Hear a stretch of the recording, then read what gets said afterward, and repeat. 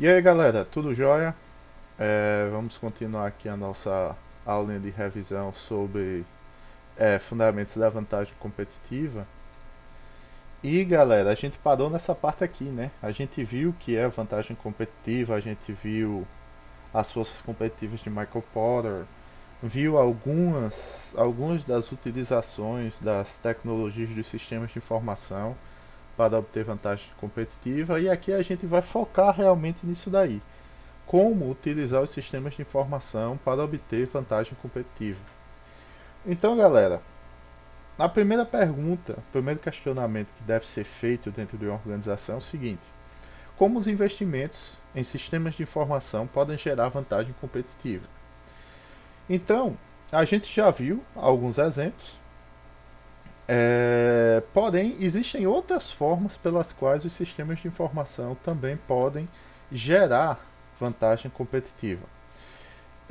Uma dessas formas é o seguinte: é a reengenharia dos negócios, que faz com que torne a empresa mais ágil, certo? Permite a criação de uma empresa virtual também. Hoje, na realidade, a questão da empresa virtual ela não é nem mais uma vantagem competitiva, ela é mais uma necessidade competitiva, principalmente agora, né? A gente está vendo isso daí nesse contexto de quarentena.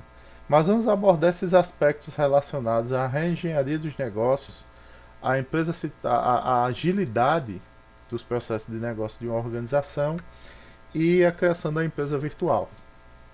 Então, pessoal, a primeira questão é conhecendo o que é processo de negócio. Processo de negócio, pessoal, é um conjunto de atividades relacionadas que tem por objetivo executar um trabalho específico dentro da organização. Isso pode envolver diversos setores. Por exemplo, a compra, o processo de negócio de compra de insumos, por exemplo, em uma empresa. Ele envolve diversas atividades e que podem envolver diversos setores. Setor de estoques, setor de compra, setor de finanças e por aí vai. Então você tem todo um processo de negócio relacionado, certo, a essas atividades para a compra de insumos, por exemplo. Aqui, por exemplo, nós temos um processo de negócio que é o processamento de pedidos, ou processo de venda, poderia ser assim. Então, quais são as atividades? Proposta da venda, comprometimento na venda, configuração do produto, verificação de crédito para ver se existe crédito por parte do comprador, faturamento daquilo ali e entrega. Veja que envolve, pessoal, diversos departamentos aqui. Ó. Departamento de vendas, departamento de produção, departamento de finanças, departamento de logística. Nossas organizações, pessoal, elas possuem diversos processos de negócio. Isso tem que ficar claro para vocês. Elas funcionam através dos processos de negócio.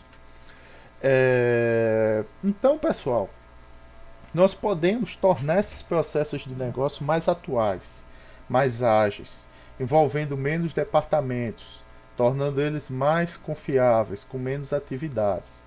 Para isso, a gente precisa gerir os processos de negócio da nossa organização. E para que a gente torne esses processos de negócio mais ágeis, mais confiáveis, mais eficientes, podemos também assim dizer, a gente vai utilizar várias ferramentas e tecnologias. Para quê? Para compreender os processos de negócio que já existem e formas com as quais a gente pode melhorá-los. Podendo realizar as seguintes etapas. Olha só, analisa os processos existentes, identificam quais processos podem ser melhorados, aprimora esses processos, planeja esse aprimoramento desse processo, implementa esse novo processo e avalia esse processo continuamente.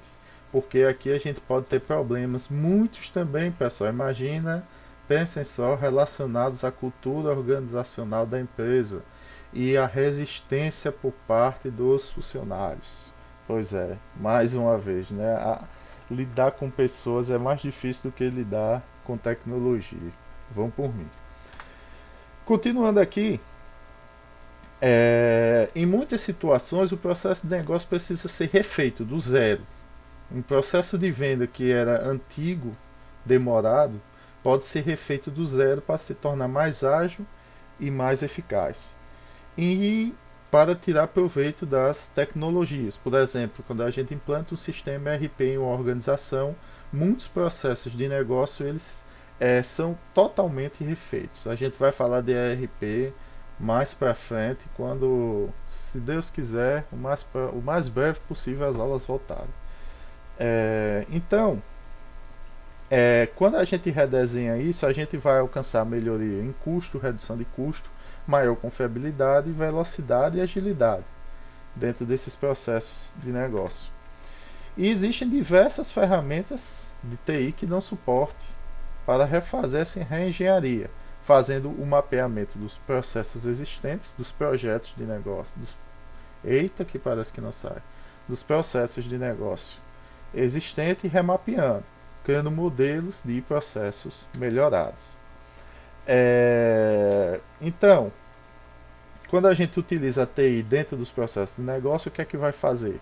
Reduzir etapas, tornar esses processos de negócio mais ágeis e confiáveis e aumenta também a sua qualidade. Se ele se tornou mais ágil e confiável, a qualidade dele, consequentemente, aumenta.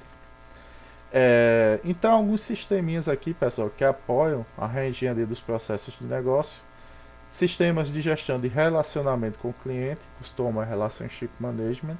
Ele vai não é apoiar, mas ele vai necessitar que as empresas comecem a pensar em reengenharia dos seus processos de negócio. Sistemas de gestão de cadeia de suplemento e Supply Management também vão fazer isso daí. ERP, esse, como eu disse, é uma reengenharia total dos processos de negócio de uma organização. Talvez por isso a sua implantação seja tão complicada e possa gerar muitos traumas nas organizações. E-commerce também faz-se necessário, por exemplo, se você tinha um processo de negócio de venda de uma maneira física, no e-commerce ele é totalmente diferente. Banco de dados sobre clientes, produtos, situações de pedido, etc. Tudo isso também interfere. Além da reengenharia dos processos de negócio, pessoal, você também pode se tornar uma empresa ágil com o uso dos sistemas de informação e, consequentemente, obter vantagens competitivas. Mas o que é uma empresa ágil? É aquela que possui um grande portfólio de produtos, que tem um ciclo de vida curto e permite a personalização desses produtos, tornando eles únicos, mas que ao mesmo tempo não demore a ser produzido, não seja algo, vamos dizer assim, artesanal. Um exemplo claro disso daí é as vendas de computador online, em que você consegue customizar o seu computador, o seu produto. Várias empresas hoje já fazem isso. E rapidamente ele é entregue a você, seja computador do tipo desktop, computador de mesa ou notebooks. Estratégias. Os produtos eles devem atender à necessidade do cliente, ou seja, o preço deve ser baseado no atendimento à necessidade e não o custo de produção, ou seja, aquele desejo do cliente. A gente tem exemplos na nossa área de tecnologia. A Apple ela é campeã nisso daí, né? Ela está vendendo não o produto sim, mas está vendendo o status. O cliente da Apple ele quer o status de ter o produto daquela marca e não o produto em si, né? Então ela consegue cobrar valores maiores. Outra estratégia é a associação com fornecedores, outras empresas e concorrentes, de forma a levar os produtos ao mercado mais rapidamente e com o menor custo possível, ou seja, que não tenham muitas barreiras. Então, por exemplo, se você é um e-commerce, você ter, por exemplo, parceria com distribuidoras e ter centros de distribuição descentralizados. Para quê? Para que seu produto chegue mais rápido ao consumidor final. Utilizar estruturas organizacionais flexíveis, direcionadas a oportunidades que surgem das mudanças de mercado, ou seja, a empresa está aberta a mudanças e deve ser uma empresa voltada à inovação e treinamento dos seus empregados. Os empregados devem ser bem treinados, saberem lidar com a estrutura da organização. É, Como é que a gente pode utilizar, por exemplo, aqui, dentro da empresa ágil, o uso da TI? Então, por exemplo, tipo de agilidade relacionada ao cliente, a habilidade para cativar clientes na exploração de oportunidades inovadoras. Qual seria o papel da TI aí? Tecnologias para construir e melhorar comunidades de clientes virtuais para projeto de produto, avaliações e testes. Parcerias, tecnologias que facilitem a colaboração entre empresas, né?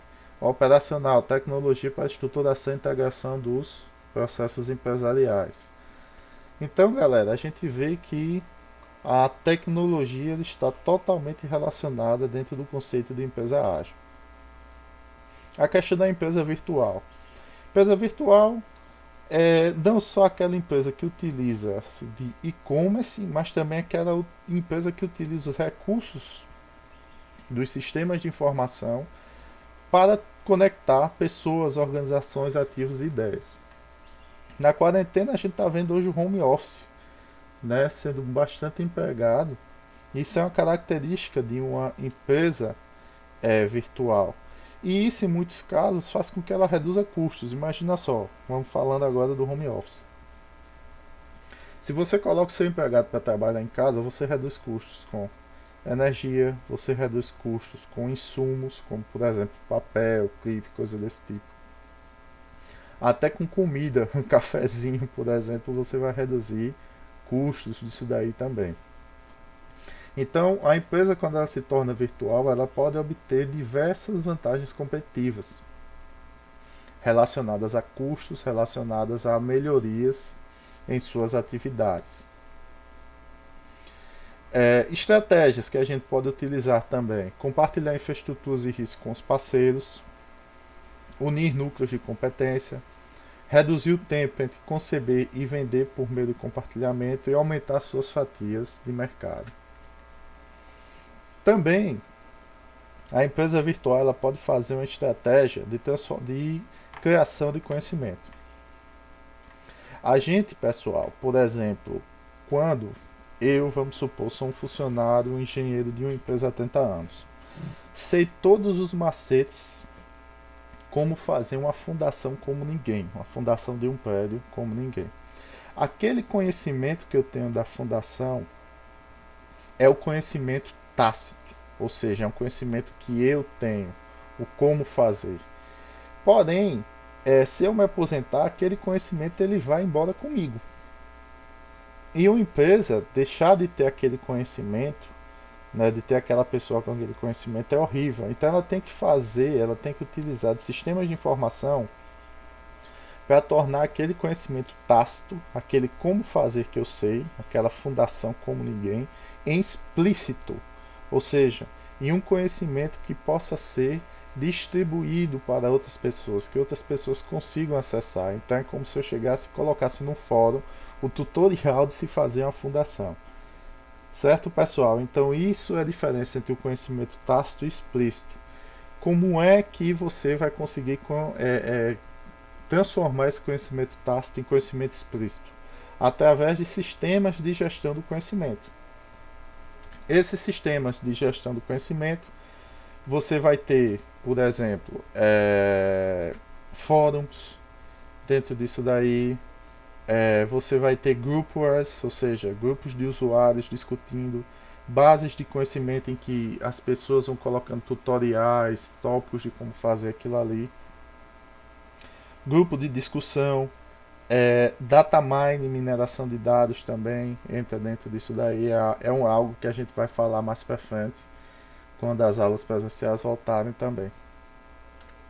Certo? Aqui tem um exemplo da Intech Engineer, que é uma empresa de engenharia que atende ao setor de petróleo e gás. À medida que a empresa crescia, tornava-se mais difícil controlar e acessar as informações. E através de um sistema de gestão de conhecimento, a empresa criou um banco de dados que fornece resposta aos seus empregados. Então, Se você tem dúvida em relação a algum procedimento, alguma coisa, você consultaria esse banco de dados, ele lhe daria essa resposta. Caso o banco de dados não consiga, uma dúvida é encaminhada para um especialista que contém o conhecimento tácito daquilo ali. Ele vai pegar e vai responder, e ao mesmo tempo que ele responde, o sistema já captura aquilo ali e transforma aquele conhecimento tácito em conhecimento explícito. O retorno sobre o investimento desse sistema foi em média de 50% anual, ou seja, vejam como isso é importante. Então, pessoal, a gente fica por aqui falando sobre vantagens competitivas. Eu acredito que de assunto a gente só viu até aqui, infelizmente. Não vai dar para adiantar os assuntos, também, infelizmente. Espero que logo logo a gente consiga se ver de maneira presencial. No mais, é isso. Fiquem com Deus e um forte abraço.